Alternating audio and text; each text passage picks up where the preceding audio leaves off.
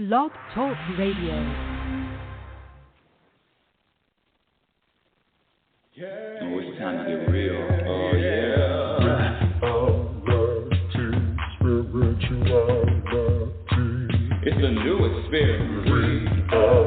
Reality, spirituality. Yeah, keep your ears open for this one now. Reality, spirituality. You got a question for RLN? Reality, spirituality. Yeah, it's time to get some answers, baby. Reality, spirituality. Oh, now we get real. Get real. Reality, spirituality. Yeah, it's time to get down. Reality, spirituality. Yeah, you gonna feel good now. Real good. That's what I'm talking about. Time to get real. Welcome, everyone. Welcome to Reality Spirituality. I'm your host, global, that's right, I said global happiness specialist, inner peace practitioner. I'm going to throw in Oracle, but most importantly, a student, an ongoing student. About happiness. Who is she? Happiness specialist. The nerve. Who does she think she is? It's impossible to be happy all the time. No. Well, that's what we're going to talk about. And this happiness, let me be very clear. When I talk about happiness, because let me just warn you right off the bat, put your seatbelts on. You will get triggered listening to me. You will get triggered. Your buttons will get pushed. This message and what I have to share is controversial. It's not. It's disruptive. It's contentious. It's not popular with the masses, but I don't care. I'm sharing with you the truth about happiness. All change starts in the mirror. And that's why people aren't just rushing to make changes, because it does start with you. You are the one responsible for your own inner peace, for your own happiness, for your contentment. But let me get back to happiness before I'm shot out of a cannon already. We have a guest today, and usually it's just me and when people call in, but now we have a guest, and it happens to be my best friend. His first name is Sid, but I'm just going to call him Sid for the show. But let me just share before we bring Sid in my definition of happiness. My definition is the ability to vibrate an energy of peace, an energy of contentment, regardless of what happens, regardless of any external circumstances. And happiness is a state of mind. Happiness is a state in mind. It is an energy. It is a vibration. It has nothing to do with anything, I just won the lottery, now I'm happy. No, this is all internal work. And that's why it's very challenging. You know, when you're born, you're given a name, a nationality, a gender, a religion, a culture, and then you spend the rest of your life identifying with that program and identifying with that identity, your name, your nationality, your religion, your race, your culture, and throw in a lot more things too. But this show and what I like to shed a light on is the programming, because it is the programming that causes the unhappiness. It is the programming that causes the angst and the anxiety and the discontent. And so that I'm a program buster. When I say the good news is, my dear audience, and the good news is that happiness, along with inner peace, along with contentment, is a practiced skill. Just like any other skill, being a writer, a speaker, a professional athlete, a musician, a landscaper, a master chef, it is a practice skill.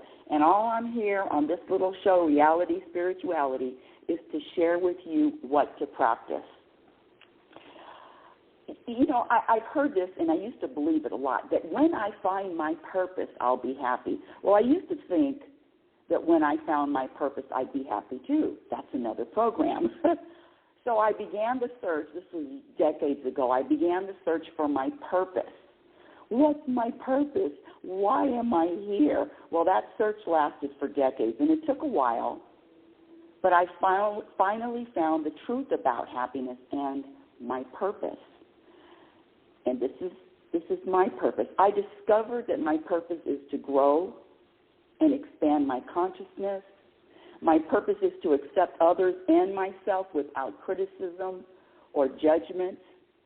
My purpose is to feel in every moment or vibrate in every moment an energy of satisfaction and contentment. My purpose is to be okay with uncertainty, to trust, and to live in the present moment, just like I did when I was born. My purpose is to look in the mirror for solutions, not out there. I don't need the world to change. I don't need a person to change. I don't need my best friend to change. I am the one that is responsible for changing. And so my purpose is to surrender in every moment without resistance, and then to celebrate growth. And my purpose is to vibrate an energy of peace and contentment regardless of the circumstances, and then to laugh and enjoy this life with whatever it brings, and then to practice all of this that I just mentioned over and over and over again until I breathe my last breath. And speaking of breathing my last breath, there's a very famous study, and I usually start the show with this. There's a very famous study. You can Google it. It was called The 5 Most Common Regrets of the Dying. So a hospice nurse in Australia, she had, of course, patients that had days to live, weeks to live, months to live, and she asked them, what are your 5 biggest regrets? And these 5 regrets kept coming back over and over and over again. And so she wrote a book about it. How many of you are interested in knowing the 5 most common regrets of the dying? Raise your hand. Well, that's not everybody, but that's okay. That's enough. 2 people are interested. The first most common regret of the dying is, number 1, I wish I would have pursued my dreams and aspirations and not the life others expected of me. Second one, I wish I didn't work so hard. Shout out to all you workaholics. The third one is, I wish I had the courage to express my feelings and speak my mind. The fourth one is, I wish I had stayed in touch with my friends. I always do a side eye next to that one, only because I've outgrown my friends. Nothing wrong with them. Scratch the outgrown. It's just not compatible energy. The energy isn't compatible anymore, but that's just me. And then the last one is, I wish I would have been happier. I don't know about you, but that's a very powerful testimony as to what was important to these people, these patients, that next stop is not in this dimension. So let's get back to this happiness thing. And I already warned you that you may get triggered. And, I get triggered too. And, in fact, we're going to start off by sharing a story that started this whole topic. It was about 3 days ago. And if I'm a happiness specialist, I don't just walk it. I don't just talk it. I have to walk it. First I have to say it right, then I can walk it. First I have to walk it. So here I am.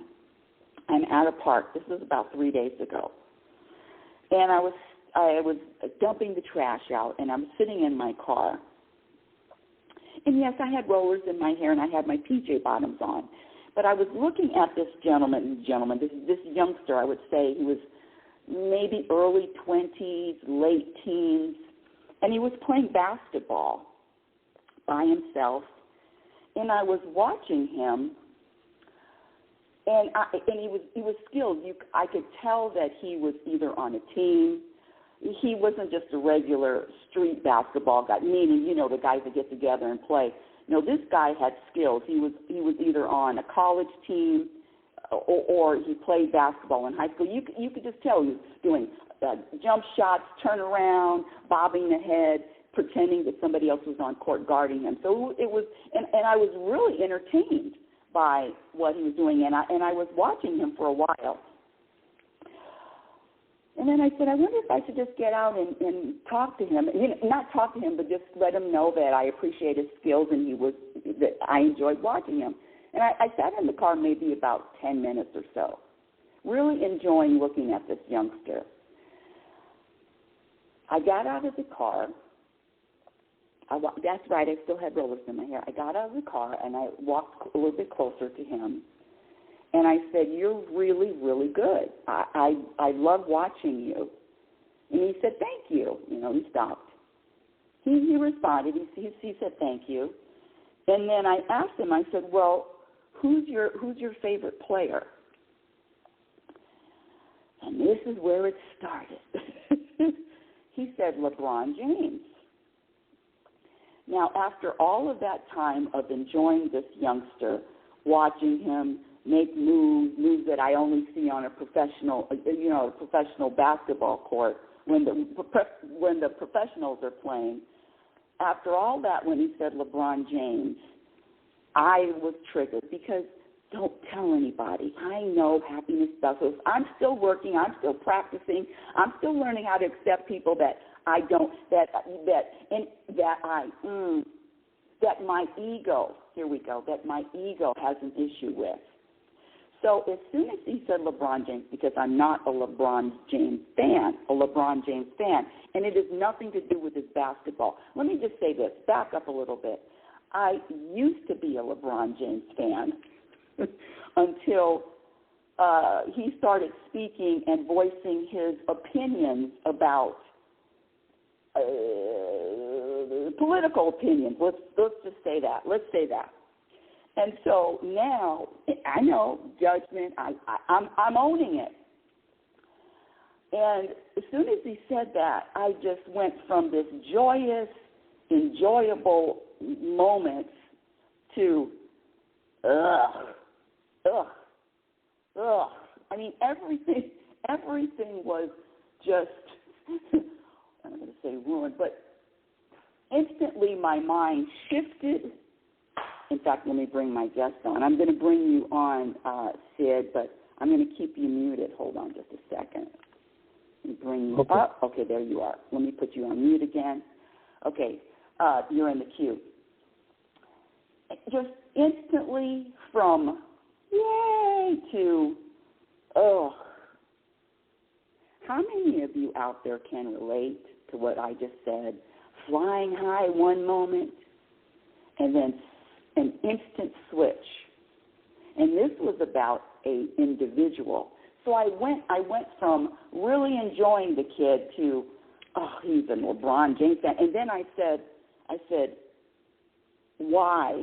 He said, he's a great player. If you watched him, his skills, and he just admired LeBron James. And I walked back to the car. I put my head down, and I said, because this isn't the first time something like that has happened with me. And I said, universe, this has got to stop. This instantly being triggered by something someone says or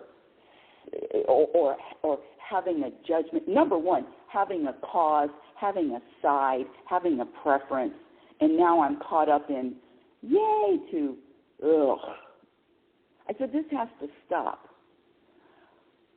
I don't want to be triggered by this. I mean, I'm 45 years of this study, 45 years, 4 decades and 5 years of studying the truth about happiness.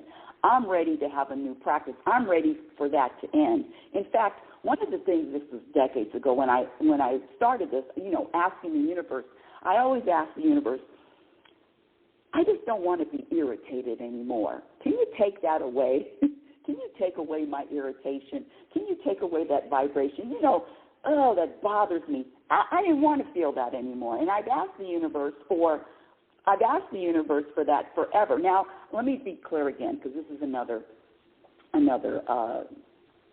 this is something else that people get triggered by. I use the term universe. Some people say God. Some people say source, higher power, all that there is, spirit, whatever you want to call the energy that I'm talking about, feel free. It's not about the words for me. It's not about the words. Use your own words. Slip in higher source, higher power if you want to, or God if you want to. It's the same thing in my. That's what I'm letting you know. It's the same for me. So I'm talking to the universe, and I said, help me with this. How do I let go? How do I let go of this irritation of somebody says something, I've got a program, and all triggers, let me just say this, all triggers are from the past. All triggers are from yesterday. So, universe, how do I let go of these triggers? I don't want to be triggered. And before my wonderful audience says, well, that's just normal. No, it's not. It's a program. And backing up to the program that words have power and the program that thoughts are powerful. Words and thoughts are not powerful. Let me back up. Let me just do it separately. Words innately do not have any power. Innately they don't. You could criticize, you could insult, you can berate a baby, a year and a half, 2 years. They could care less. In fact, I shared this story. I've shared it before. In fact, Sid was there with me when I did this. This was maybe about 20 years ago, and I was giving a talk in a chiropractor's office, and this woman brought in her toddler, the little girl. She wasn't even 2. She was still in diapers.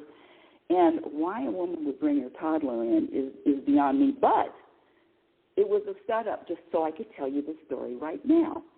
She brought this little girl in, and I was speaking about that words don't have power. I mean, that was my talk, that words do not have power. And of course, the audience, the adults in the audience are, like 98% of the population. Yes, words are powerful, and I promise you, I get it. I picked up this little girl and I started insulting her. Now, before your eyebrows go up and you do the program, yes, I started insulting her. I told her she was stupid.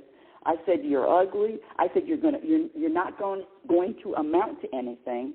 Hold on a second. Let me just check this. I said, you're not going to amount to anything. I said, and your parents are losers too. I said a lot of other things. And meanwhile, the audience, of course, hands on the face, mouth hanging open, eyebrows up, and they were just offended, appalled, and insulted. But I put this little girl down, and she just kept playing. She could care less, and that's what I'm talking about. That's before the programming. And that's who all of us were before the programming. So this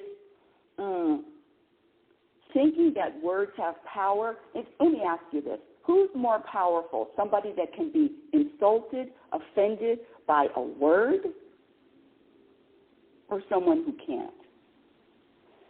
Before I go any further, let me bring my guest on, because he worked with, this is my best friend, and he worked with this with me. Hold on just a second. Let me do this, click on that. Okay. Welcome to Reality Spirituality, Sid. Good morning. Good morning. Good morning. So I was sharing the story, and I even told you the story about the LeBron James incident. And one of the things we started talking about instantly was this thing with thoughts, and how thoughts have been able to, in my life, they're power. In other words, if I have a thought, it is going to be able to affect me.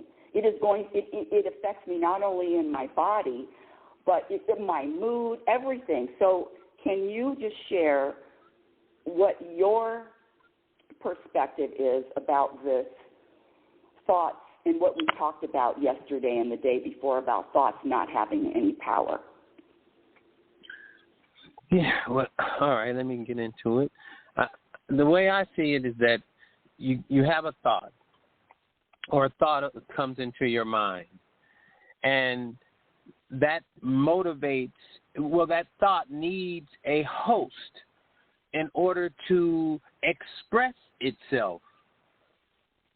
And a thought like okay, there's an example. The child is walking down the sidewalk on a rainy day, and the thought comes into his mind to jump into a small puddle of water, to splash. I've seen children do this, so they must have these thoughts. So that thought, if that thought came to me while I was going to work in my suit and my nice shiny shoes on and my tie, if that thought came to my mind to jump into the puddle while I was walking down the street, I wouldn't host that thought. That thought would just vanish into thin air because I would not host the thought. And if I don't host the thought, then I'm not going to react to the thought and jump into the puddle of water. However, the baby or the toddler, the 3-year-old, whatever you want to say, the 3-year-old, on the other hand, gets that thought into its mind, and its mind becomes a host to that thought. And all of a sudden, let me just say this. You're saying host, H-O-S-T, host, a host to the thought. Or another word could be vessel, a vessel to the thought. Okay, keep going. Yeah, or a vessel to the thought.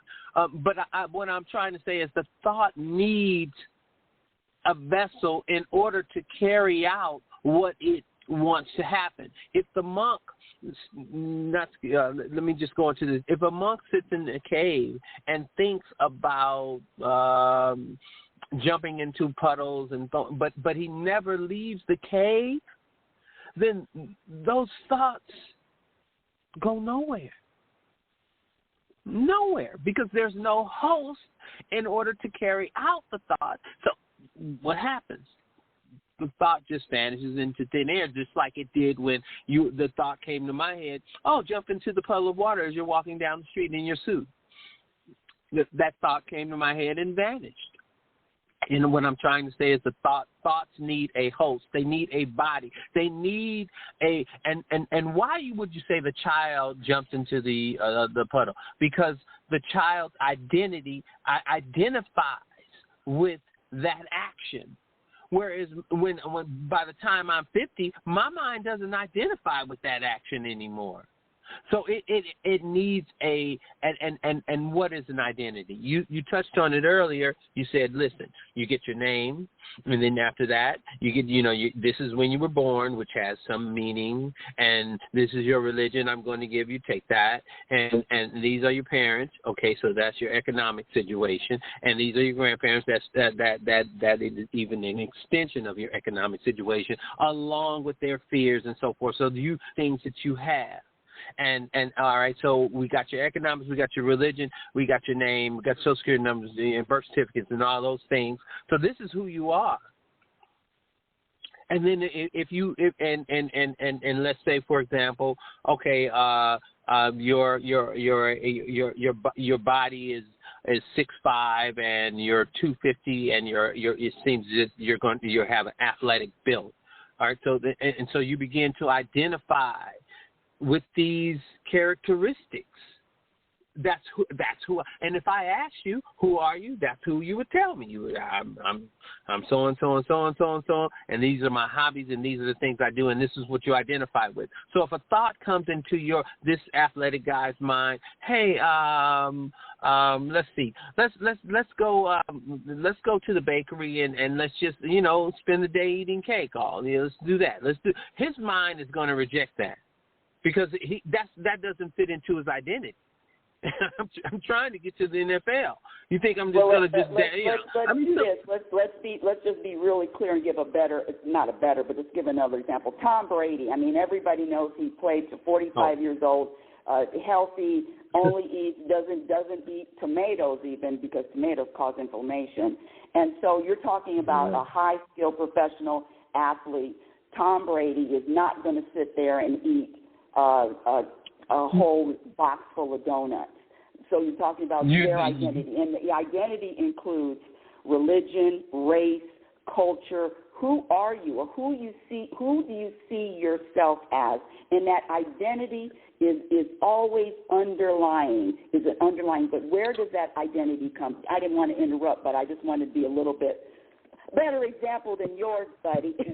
Oh, no, that was a much better example, because that's what I'm talking about. That's what I'm trying to get across. A person that's mind is conditioned. This is who he is. He's an athlete. He won't even eat tomatoes. He doesn't eat this. He's very conscious. When a thought comes in, hey, let's go to the donut shop, like you said, get a box of donuts, that thought just vanishes. That thought has no power. You have to identify with the thought in order for the thought to have power. And that's what I'm trying to get across. And so when I went from being really excited and happy and looking at this guy and entertained to, oh, God, he likes LeBron. So what happened is that thought, just like The Exorcist or just like the Alien, came into that my ego. That thought needed my body to feel a certain way, to react a certain way, because if I didn't, then the thought would have had no power. None at all. And an interesting thing about these positions that we take is these identities that we take. So once you set up an identity, the thing about it is that any information that comes in counter to the identity is immediately an enemy. That's how, Christian. So let me just say. So you said immediately an enemy, which is so whatever. Who? Because here we go. This is. It started with who am I? Be your. The whole buzz thing now is be your authentic self. But who is my authentic self? Who am I? And so when I say who am I, there was an identity. There was an identity that I held on to very, very tightly. Or how about this? My ego holds on to it because my ego needs my body also as a host, as a vessel to identify, or else the ego has no power. And when I feed my ego with, this is who I am, I can't change, I'm not, this is not what I do, this is impossible.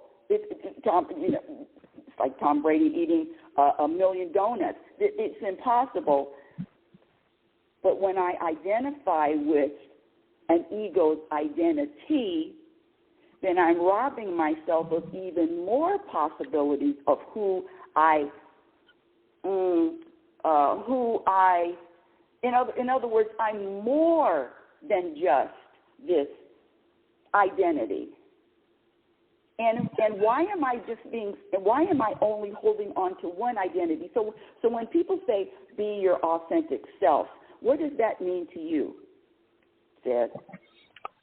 Well, okay, if you say be your authentic self to me, and you've known me for a long time, and so these are my characteristics that I define myself. I'm sensitive. I'm very spongy, and meaning that I'll take in the energy of the room. I'm kind. I'm passive aggressive. And I believe that my desires are noble. And that's just in a nutshell. So that's who Sid is. And when I identify with Sid, anything counter to that. So, for example, I'm kind. Well, when I see unkind people, I don't like them. Mm-hmm. That's who Sid. I can't see any good in them. I don't. Why? That's what Sid does. But now that I'm aware of Sid, and I know that I'm just not Sid, that I am the universe too. And I say that with humility.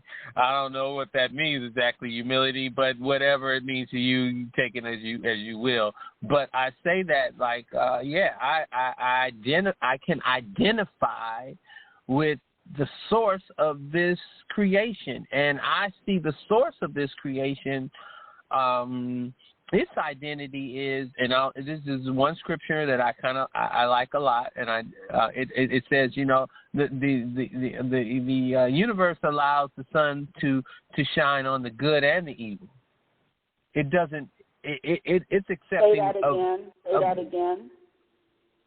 Well, it doesn't say universe, but God allows its sun to shine on the good and the evil.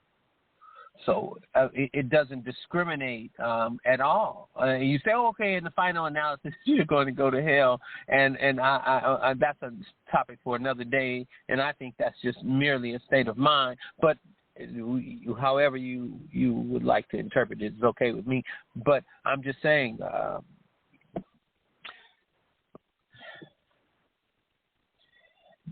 you have to interpret a thought. You have to identify with the thought in order for the thought to have any power. So the thought it exists, and I'm not denying that, but it is powerless without a host, without a vessel. So the thought is powerless without a host, without a vessel. That is the whole point. That is the whole point of this talk today, is because the masses, thoughts are powerful, thoughts create. Can we start talking about, in slower with the speaking, can we start, only because you and I talk and we talk fast, but sometimes when people are listening. So will you share with the audience about this creating thoughts? Because the masses have this, thoughts create things. Okay, yeah. Okay. Well, let's break down thoughts. So you get the thought in your mind, and like I said, if you're sitting in a cave in Nepal, the thought will just stay right there, and more than likely nothing will happen if the person doesn't leave the cave. However, if the thought enters into the thought of building a city like New York, enters into a architect's mind that is going to school in NYU and so forth, then that thought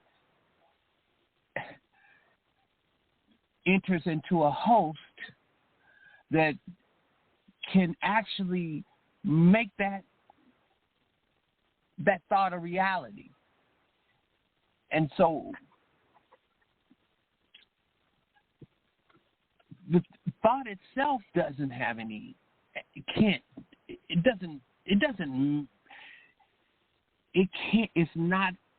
have an arm and a hand, and it can't swing a hammer, and it can't pour concrete. It can't do those things. It needs a host to do those things, and that is the process that the thought go. And a thought of building a city like New York, given to a person in Nepal in the cave that doesn't plan on leaving the cave. It may have a strong vision in his mind, and I'll guarantee you that thought has entered millions of people's minds that just ends up just being vanished into the thin air. And then that thought may enter into the minds of several people that understand and that have the ability to carry out the mental capacity and the physical capacity and the financial capacity to actually build what was thought about. So I go back that there's a process. I'm not saying the thoughts aren't anything, but the thoughts cannot carry out the action without a body or a mind to do the process. Okay, and what your example was these monks. You know, you've heard about the Tibetan monks that just live and they just think and they just stay on. I don't even know where they live. Do they live in caves? But maybe they don't. Well, I mean, in monasteries. in monasteries or whatever you do. Yeah, monasteries. Wherever they're living. So if they're sitting and they're just thinking, what you're saying is, I just want just to be for clarity. So they're sitting there. These monks are just sitting and thinking, and if they just kept sitting there and thinking about building a New York City, and they're just sitting there building about New York City, thinking about building. It's nothing is going to happen without an action from a host, from a vessel, from a person. So thoughts by themselves have absolutely zero power unless you provide them with a vessel to express. I gave these thoughts of, oh God, LeBron. I gave the thoughts of vessel to enter my body, and for me to feel bad, for me to feel the opposite of how I was feeling seconds before. Wow. And so that's really clear, because the world says thoughts create. So, okay, everybody listening, please put your seatbelts on. Seatbelts, and put your crash helmets on, and whatever type of protective gear you have, because this may hurt or not. Mm-hmm. Sid, can humans create with just their thoughts? Can humans, scratch that, can humans create on this dimension? Can humans create? There is nothing on record that shows a human has created anything. Nothing. Hold on. Hold on a second. Everybody's upset now. Say that again, just so we can upset them more. Go.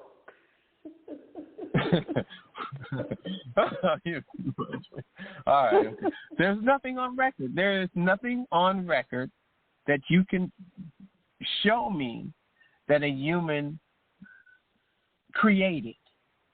I didn't say there was nothing on record that the human hasn't manufactured, that the human hasn't discovered, that the human hasn't, taken one molecule, mixed it with another, and created and produced something out of it. I got all of that. I'm talking about from nothing to something. Where is the item that man has created? Don't tell me about combining atoms. Those were already here. I don't want to hear about you put this molecule. Electricity was already here. Keep going. It was already here. You didn't create it. Now you harnessed it, yes, and you learned how to use it to your advantage, yes. But created it, no. And so you're not creators. The human race, they're not I'm creative. Yeah, but you didn't create the colors. So you're a painter and you're creative. You made a beautiful painting. Right on. But did you create the colors to make the painting? Did you create the material that you apply the paint to? Did you do it all? I said create it. Not show me the results of a creation. No, so you're so you have to take a step back on the ability to create. I think that man has taken enters into the realm of a universal mind. That mind is a creating mind. And unless you have that mind, this mind that we possess, it hasn't created anything that I know of. And I'd love to hear what has come out of it, if someone else discovers something. Yeah, hold on. We're going to take about a 10-second reset. Let me put this right back here. Hold on. What happens is I get kicked out of the system if I don't keep it active. Okay, I'm back in. Okay, and so what you're saying is that a human creating something out of nothing. And you know what's interesting? What's other interesting, Sid, because this show is broadcast on Wisdom and then also Blog Talk Radio, which I totally forgot. If you want to speak with me live, it's area code 646-564-9619. Again, area code 646-564-9619. And the queue was filled with people in the suit. Now, I don't even know why, but as soon as you said, no, we're not creators, there are about 3 people that dropped off. But let me just be very honest. I have no idea why 3 people dropped off or dropped out. And that's another thing. I don't pretend to know. And the other part of being of the program is thinking that I know in this little head that I know why someone else. Here we go. Why someone else is behaving a certain way. I mean, I used to know that or think that I knew about other people's motivation and other people's reasoning. I'm telling you right now, I have no reason, no idea why 3 people just left. It doesn't even matter because it's not about numbers. It's not personal. This is an impersonal universe, and and again, this is my perspective. This is Sid's perspective, and you don't have to have the perspective, but what Sid is asking is show me something that a human has created out of nothing. And you may say, well, a school or a hospital or people think they're creating the vision boards and all of that or something, but it still doesn't come from nothing. Is that what you're talking about, Sid? That's what I'm saying. Yeah, of course. If you create a school, well, then you're going to need a lot of materials to do that. Now, let's go back to thoughts not having any power, because for me it was revolutionary. That means that before I get annoyed or get angry or get bothered or irritated or however, there is always a thought before. Prior to any emotion, there is a thought. And so what I'm understanding is that thought needs a vessel to act out. And if there is no vessel or if there is no host, then that thought has zero power. Correct? I'll put it like this, and I kind of simplified it, I'll look. You have to hit the thought comes to your conscious mind, and you have to hit the accept button. Listen, the thought comes into my mind. I've just been cut off. The lady pulls out in front of me. She's rude. The thought comes into my mind. Blow your horn and let her know how you feel. Silly woman. I have to hit the accept button. Let's stop pretending that I had no power. Or now it's so quick that you have very little time to think. I'll grant you that. I mean, listen, if you're not aware that this is the process, then you will just do what automatically happens and blow your horn and yell out profanity or whatever you do. That will happen in seconds. But if you're aware, then I've practiced this, and I'm not saying I'm a master by any stretch of the imagination, but I am aware of my thoughts coming into my mind and me hitting the accept button. I have to accept to be sad. I have to accept it. Oh, no, there's no acceptance. I have a program, and the program, when I receive a thought of death, there's a program that goes with that our culture, that our religion gives to us. There, you will rarely see any culture celebrating a person's death, because that hasn't been celebrating. I'm talking about throwing a party, having cake and ice cream and some music. People don't celebrate death like that in that way on average, because that thought is not a part of our culture. The human culture, not just any particular single culture. So when that thought comes into your mind of death, we are conditioned in this society to become sad, to give condolences. These are things that this is just the program. If a person wasn't on that program and came from another planet. Let's exaggerate for a minute. And when you told him someone died and he started to smile and hug you, like not with a sympathetic hug, but with a hug of some type of excitement, I'm a program robot. I'm sorry, I'm going to be offended. That's what I'm talking about. Mm-hmm. That was a great You example. have to hit the accept button. And at least be aware. And if you say, well, I can't do that right now, I have to be who I am. Listen, I don't have a problem with it. Do your thing. But as awareness becomes stronger and stronger, you'll be able to see the accept button. You have to accept these thoughts before they become manifestations. And you're saying accept, ACCEPT, accept the thought. And so that was a great example with death. That was a perfect example. And there are countries, civilizations, I don't know about countries, but civilizations that do celebrate death. After a person dies, they do have a celebration, but very, very rarely. And so what you're saying is that when someone, after death, you hear someone dies, it doesn't matter whether it's somebody close to you or that death is a program that automatically snaps.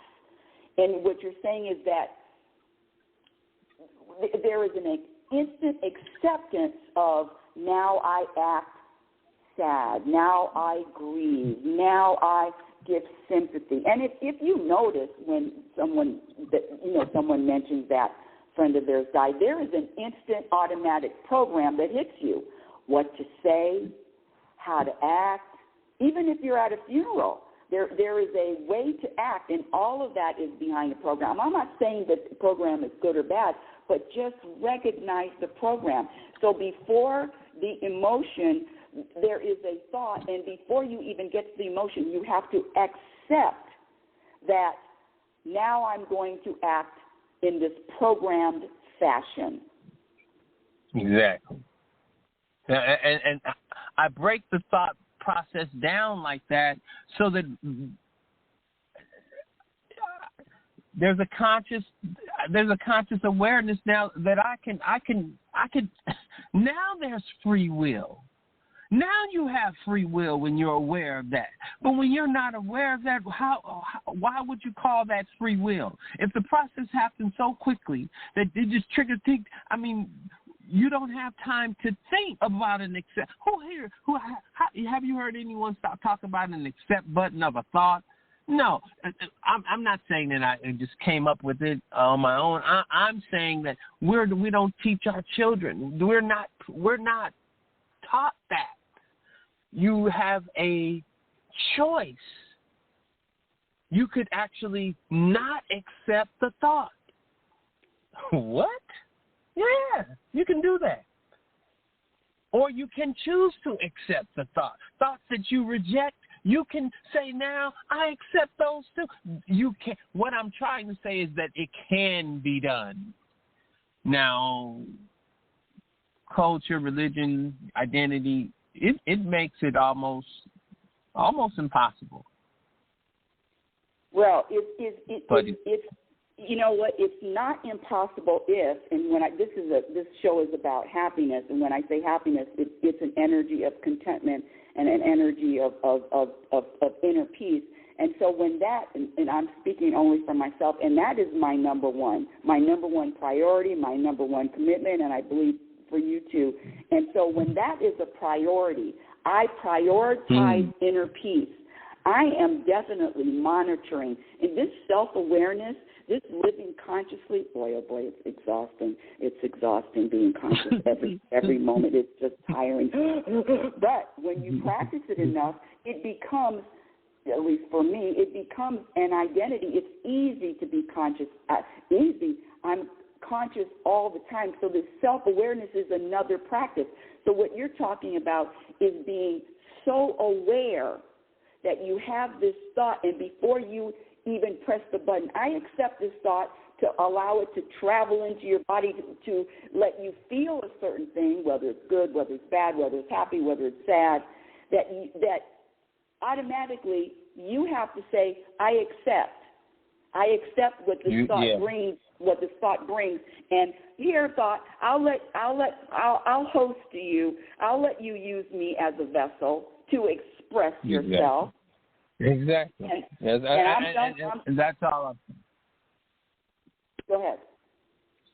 No, I'm sorry. Go ahead. I was just agreeing with you. Well, stop agreeing with me and agree with me. Okay, I'm going to do that now. So anyway, sorry about that. But yeah, go ahead. This is revolutionary for me. Because we've been taught that I'm sorry, I'll get the system, but we've been taught, that once you accept your identity. And you see people break out of it. There are examples of people breaking out of their identity. Gandhi was raised one way and lived his adult life another way. There's examples of millions of different people. That was just one person that came up top of my head. But what I'm trying to say is that in the journey, clinging to who you are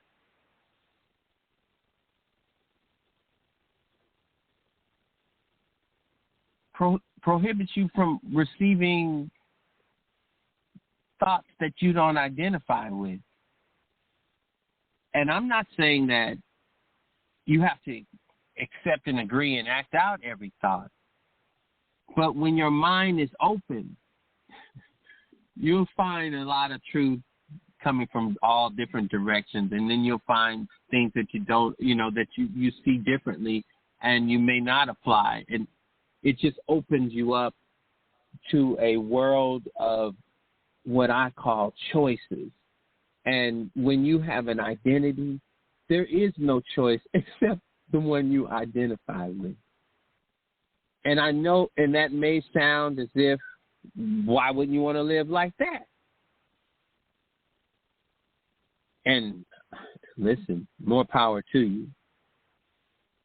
But to live in a way where you can actually, I believe, like the universe does, it sees it all, and it allows its sun to shine on all of it that you call good and I call bad. It allows the sun to shine, and that's what being able to hit the accept button does. It allows you to see all of it. All right, Tim. So what you're saying is this because I identified with Rebecca Norrington, this woman who I would never do this, I would never act like that, and now just being so open to letting go of the identify, letting go of the name, letting go of this person who I identified with for decades. And let me just say that this letting go of the identity scares my ego to death. My ego needs me to identify with someone, what I would do, what I would never do to live. And the ego needs those stories. The ego needs an identification. And I'm here to tell you, sorry, ego, you don't get it anymore. I'm not identifying with the ego and what the ego wants me to identify with. I'm open to all possibilities, and that's what you're talking about. And especially this thing about free will, we talk about free will. Well, the free will comes when there is a thought, and you have the free will to either choose to accept the thought, or meaning accept the thought and allow the thought to use your body, to use you as a vessel, or not. Is that what you're talking about? You nailed it. That's exactly what I'm talking about. But the thing is, this thing about free will, where does this free will, I'm not just talking about you have a free will to choose, because even before that, you have to scratch the you. I have to recognize that I'm programmed to react a certain way. I'm programmed to think a certain way. That thing about me not liking this kid because now LeBron is his favorite player, that's all a program from my past. So this free will, yes, but it happens in the present moment, and it happens with the awareness of what my ego wants to happen. Because what is my ego? Just this entity, it is a separate entity that is always discontented, that is always dissatisfied, that is never happy, that is looking for, needing something else. There is something else, something is wrong with this moment. No, I need more in this moment. I'm not giving that ego any more fuel. I mean, it's already, I'm 67. It's time to let this shit go. So the free will comes from, right, you have the thought, and let me just say this. I forgot to mention this. I'm not my thoughts. They're not my thoughts. They are a huge, I was going to say cesspool, a huge, they're not mine. Whatever I think, the thoughts that come in, they've been thought hundreds, thousands, hundreds of years ago. And thousands of years ago. I'm not coming up with a new thought. So I'm not going to, I say these are my thoughts, this is my identity. No, I've let go of that, identifying with my thoughts too. You mentioned it earlier. You said Sid is kind, Sid is noble, Sid is passive aggressive. All of those things that you, and would you like to share something, especially about this noble thing, this for a good cause? That was part of your identity too. Could you share a little bit about that and how you let that go? Yeah. Well, and the noble thing. Well, the good guy title came because I had a brother, an older brother, 2 years older, that was just the opposite.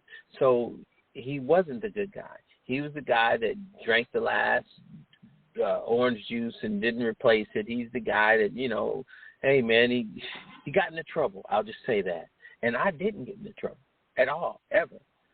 So I came, and it was because of a relationship with my mother, separated from my father.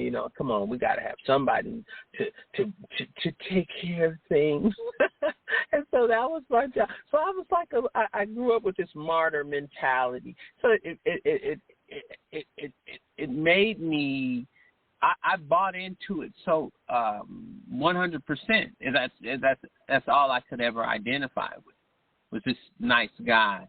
The good guy, the nice guy, the good guy. The good, nice guy. And I'm not saying with anything wrong with being a good, nice guy. It's not derogatory. I like Sid. He's a cool dude. I really do. It's just that I'm more than just Sid. That's all I'm saying.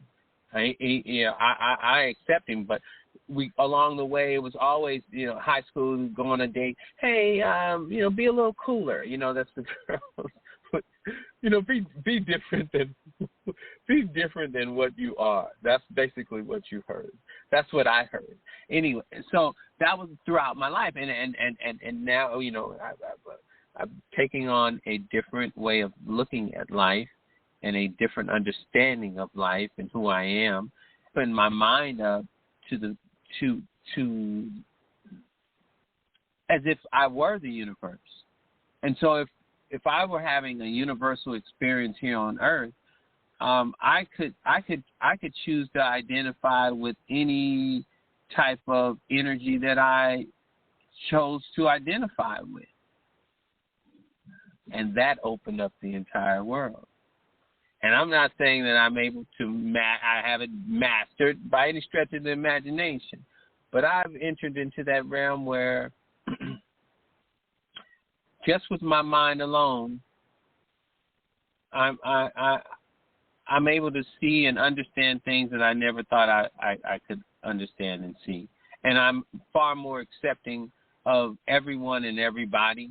And I believe that whatever is going on, the universe is aware of, and it still allows the sun to shine.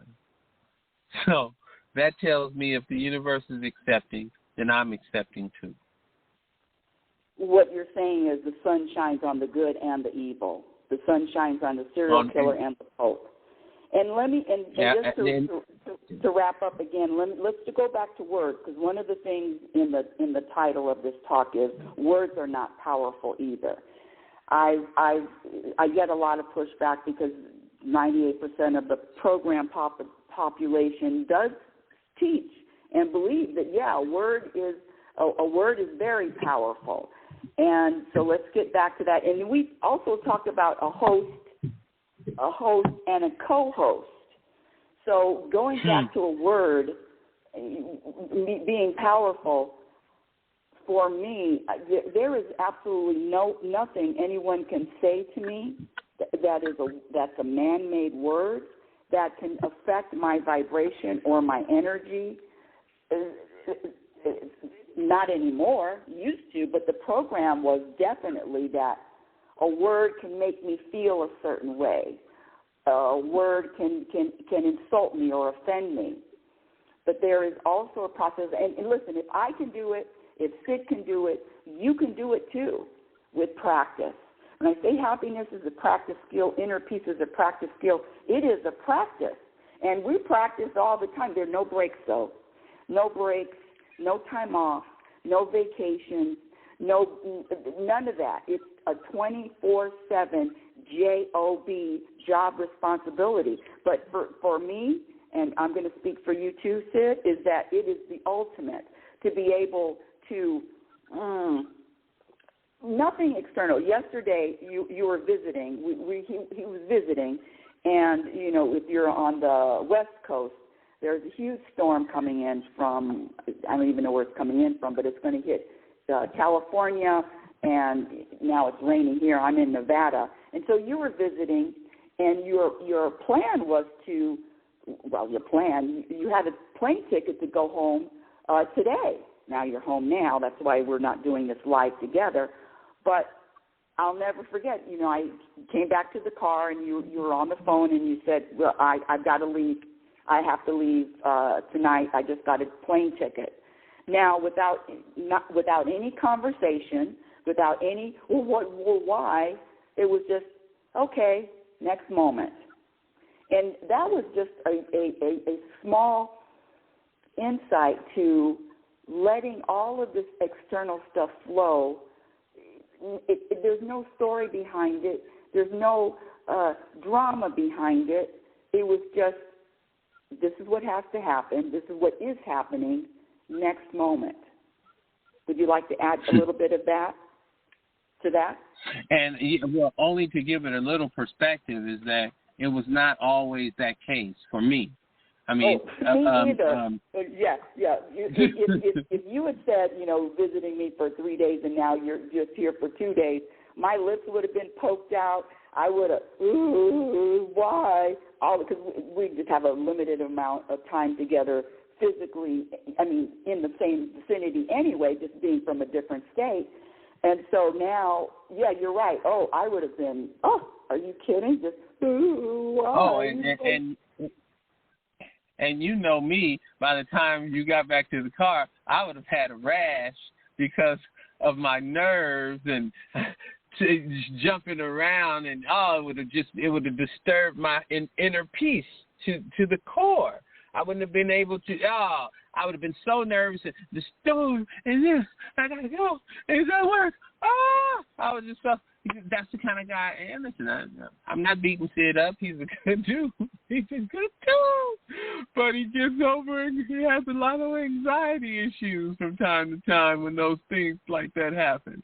And it's just nice to be able to go to another identity that flows with the flow of life, the identity that understands that whatever is taking place, apparently the universe is okay with it at this moment and is allowing it to take place. And I should do the same. when I'm flowing as the universe flows. And I'm not saying that resistance doesn't take place. Resistance takes place too, if that's what you want to call it. But I put it like this: the obstacle becomes the way. So we just work right with the obstacle, and however that works, we just keep working, and then the obstacle becomes the way, and that's what we become. But the obstacle is not a separate entity where it's something to go fight. No, it's just you're in the path of the way. Now, I'll take you on like that, with that type of vibration, not with the enemy vibration. And then the last thing I want to talk about, and if anybody wants to join the conversation on wisdom, just ask to join. But then the last thing is getting back to these words not having power, and words not having power unless there is a vessel, there is a host that gives the word power. Yeah, and just to, cap that off. Can you speak about, there was a time where Sid, and then we'll wrap it up. But there was a time that Sid, I remember this time years ago. We've known each other for almost 30 years now. So there was a time when Sid needed to be talked to. This is a big thing out in the world. Needed to be talked to with respect. That word respect. All righty. People are so disrespectful and all of that kind of stuff. Can you please share, and that was Sid's identity, can you please share your journey with this being disrespected and how that is not even an issue anymore? And again, this is practice. Happiness is a practice skill, and the practice starts with you making a commitment to thinking that there is some value to inner peace. There is value to feeling the vibration of contentment. There is a value to that energy. Because if you don't think that energy is valuable, then there's no reason to practice. Plus, here's another thing, though. There's also an addiction to drama. There is an addiction to feeling bad. There is an addiction to looking for what's wrong. There is an addiction to being negative. So there is an addiction to all of that. But and I am saying addiction to it.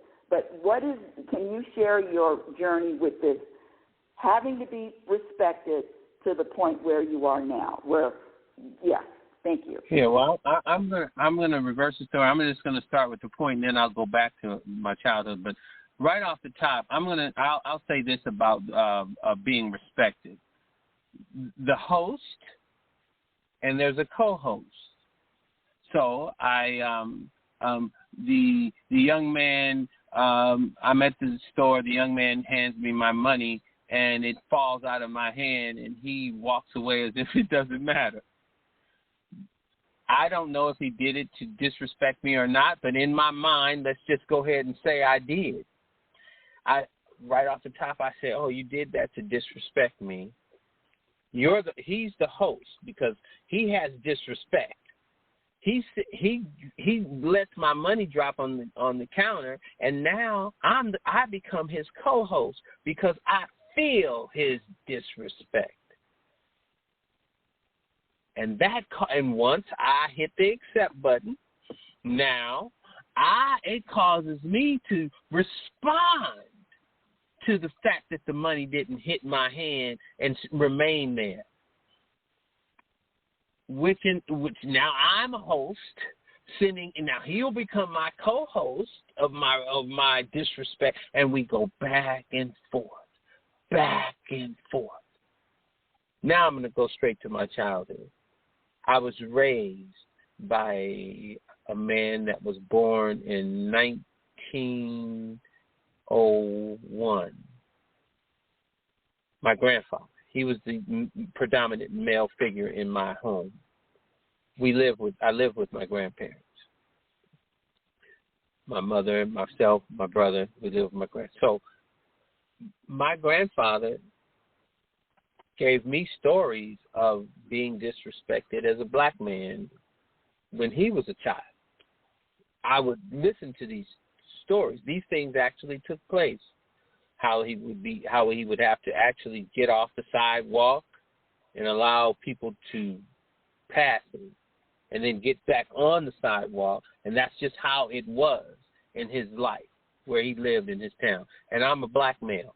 He's a black male. And he lived in white and black people, but when white people walk, he have to get. So he walked down the sidewalk. He would have to get off, and he's heard white men call black men names that weren't their name, and the black men would have to respond, say boy or whatever the name may be at the moment. You respond to that. So my grandfather gave me these stories. So you grow up.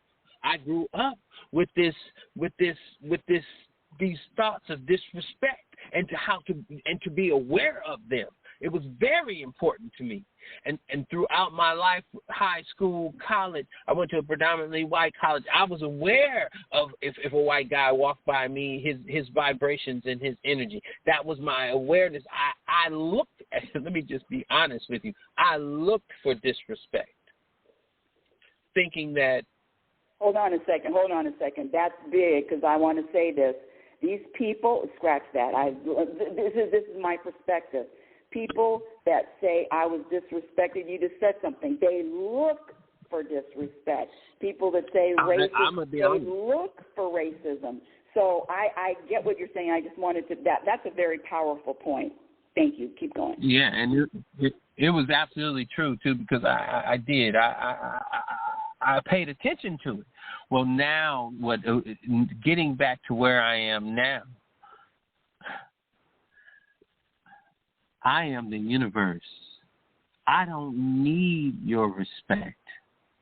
I don't need nor want nor desire anything from you. You can be who you are, and it will have no effect on me. That's the ability to tap into the universal mind. The universal mind, if the guy was walking down the street and he was called something other than his name, I just have a feeling that the universe would just continue to walk as if the universe wouldn't lose its balance whether it was called by its name or not.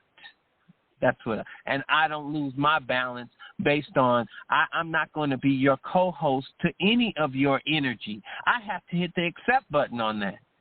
And why would I? Here I'm vibrating the way I'm vibrating, and you're vibrating the way you're vibrating, and you walk by me with your vibrations, and then I hit the accept button and take on your vibrations? Why would I do that? Because you think you have no power. Because you can only identify with yourself. But if you could step out of yourself and begin to identify with a higher power, maybe an energy like the universal energy, then being disrespected and these types of things that you have to accept. Listen, I once again, let me go ahead and say, okay, you're being disrespected and discriminated to get a job. Or what do? You just use your higher power. No, remember now, whatever is the obstacle in the way becomes the way. That's why they have lawyers and things of that nature. And if you think you're being discriminated against, you can take actions and blah blah blah. You can get That's how you get I didn't say fight. I said becomes the way. The obstacle becomes the way. So you flow with that. But taking on an energy in order to flow through the obstacle, it's absolutely not necessary. That's all it is. Listen, it's not necessary to, when you go to war, it's not necessary to have emotional rage when you're shooting at your enemy. As a matter of fact, the calmer you are, the better shot you'll be. It's not necessary for you're programmed to believe the emotion is necessary, but the emotion is not necessary to flow through the obstacle. I'll leave it at that. Thank you for that. And now we're talking about respect, and then we're going to wrap everything up. Would you like sharing your story? Sid has been in the presence, dignitary protection, and so in the presence of a lot of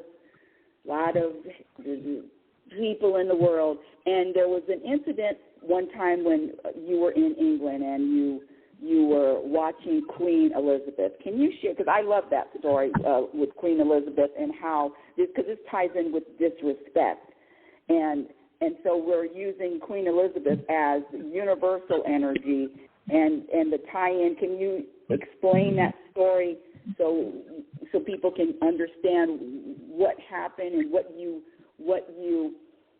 experienced with this at that time in her presence? Yeah. Okay. Yeah. Yeah, and like you said, I retired from law enforcement, and I was a part of a governor's detail. So we had to go out to London to advance, Buckingham Palace, and several other places there. And so while I was advancing the Buckingham Palace, it just so happened that Queen Elizabeth was out taking a chariot ride.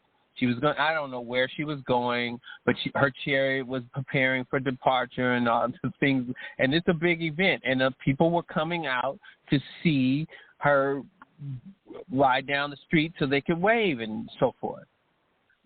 Being of a security mind, I'm not there just. I'm surveying, so when our detail arrives, things that we need to be looking for. And I happened to see a gentleman who seemed a little aggressive. It's just something you're able to spot when you do that type of work for long periods of time. You're able to see. You're looking for someone who's standing out. He was standing out. His movement stood out. The way he kind of was fighting through the crowd and weaving. He was determined to get to the front. There's a way to get to the front, but how he was doing it caught my attention. So I began to watch him very closely because not that I was going to do anything. I was in a foreign country, but that's my nature. That's my job. That's something that comes second nature to me. So I'm watching him.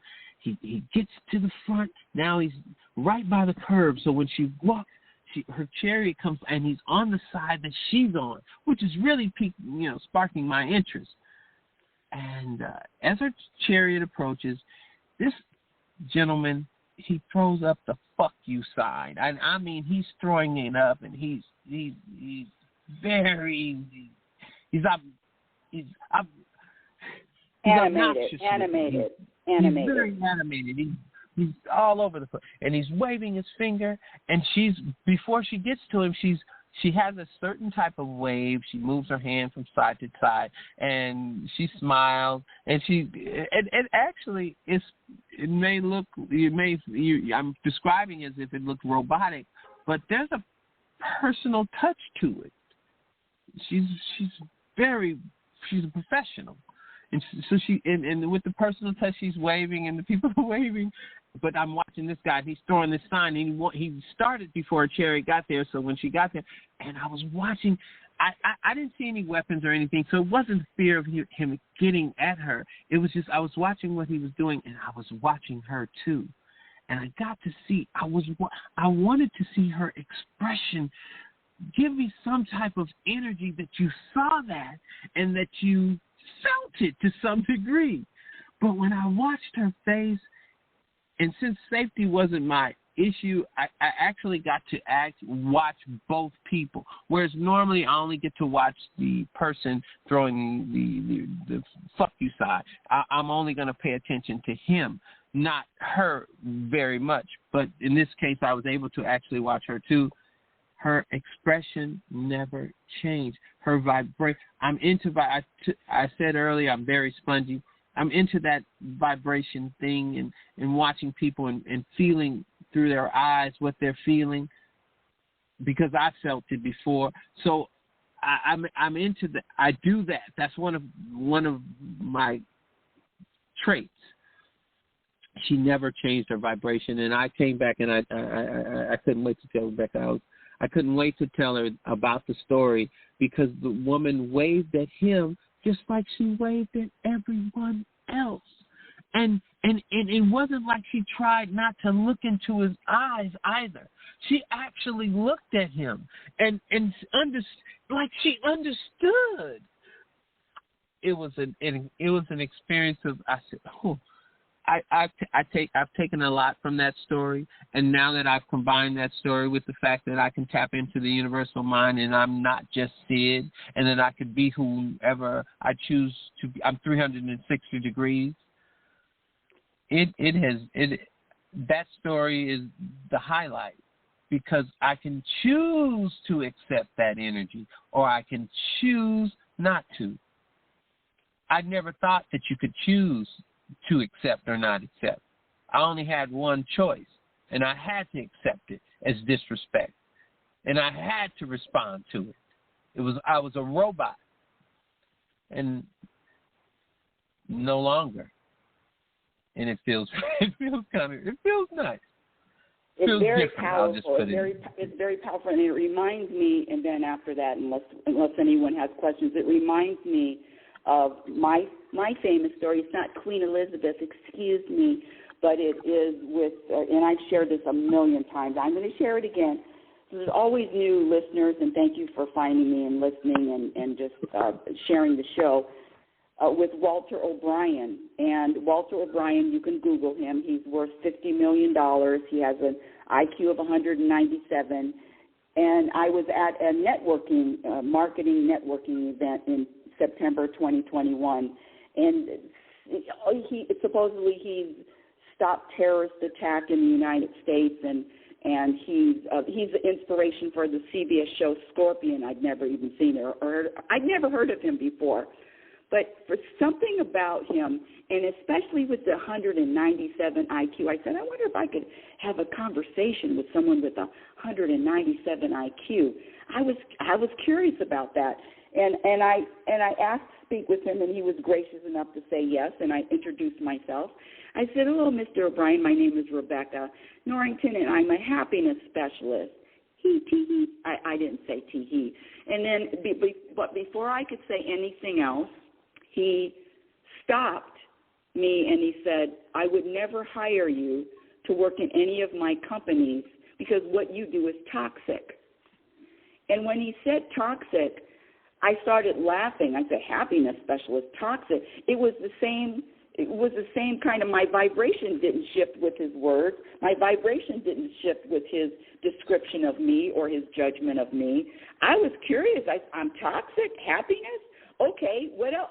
Tell me more. What else are you? What other opinions do you have of people that are looking for happiness, or not looking for happiness, but happiness, the truth about happiness? And I said, and he proceeded to tell me that I've wasted 35 years of my life pursuing and studying happiness. He told me I've contributed zero to this planet. I mean, we're 10 feet, maybe 5 feet away from each other. We're just around a table talking. I've contributed zero to the planet. Searching for happiness and inner peace is delusional. What I've accomplished can't be measured. Therefore, I've accomplished nothing. And that was one of my favorites. He said I was selfish. And with everything that he said, I'm telling you, my vibration, my energy didn't shift at all. So it's not this miracle when when you choose to prioritize inner peace and contentment. There is absolutely nothing that can penetrate when you're on your game, when you're practicing. And so, how was I able to just laugh, and how was I able to let go? We talked about it earlier. Words, his words are not powerful. He can't compliment me. He can't insult me. Oh, and by the way, this is what I sometimes forget to tell. I took a selfie with him. That night when he I'm using air quotes just with one hand because I'm holding something with the other hand, so I can only use one hand to use air quotes.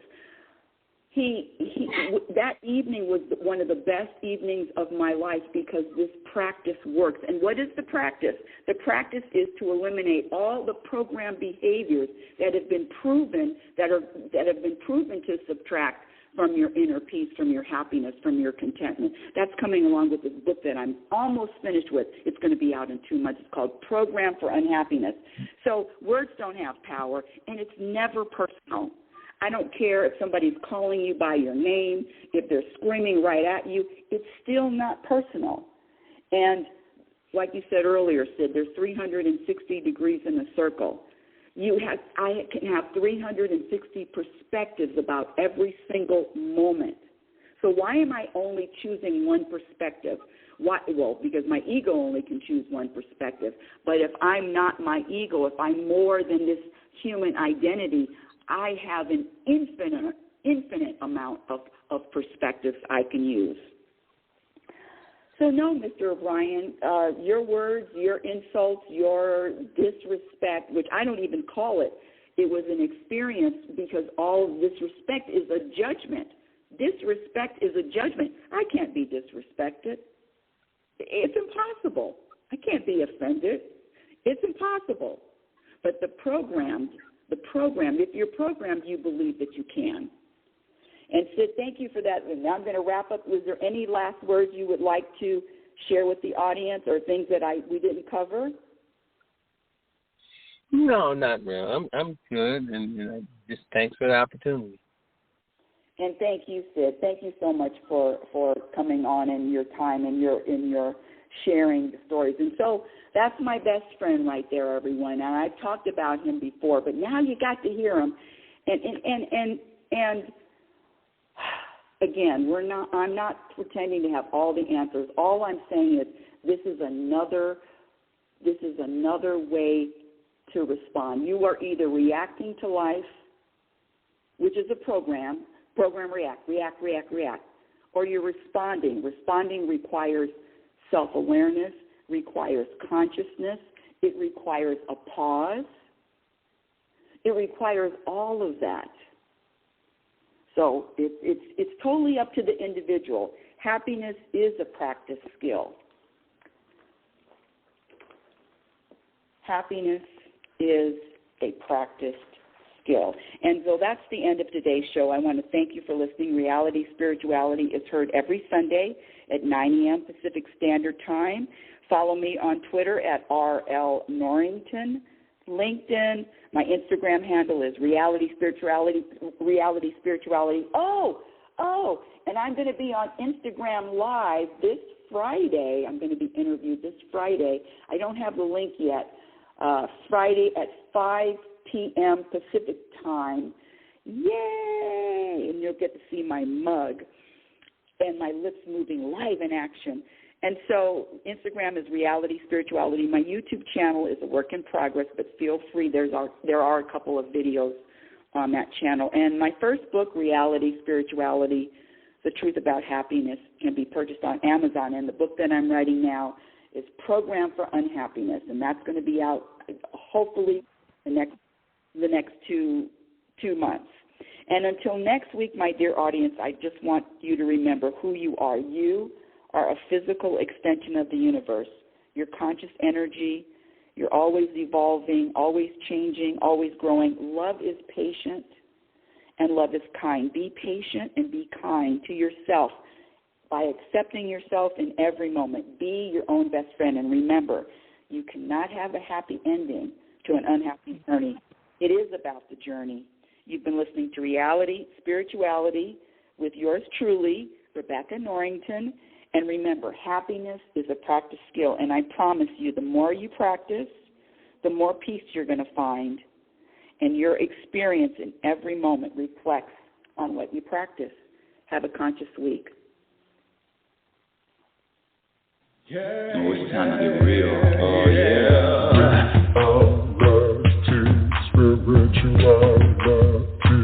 It's a new experience. Reality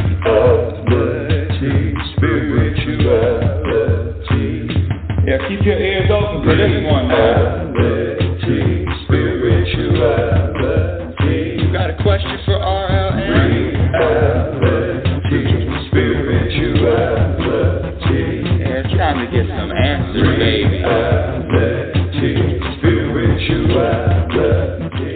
Now we get real.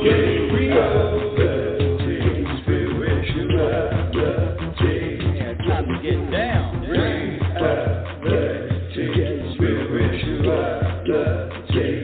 Yeah, you gonna feel good.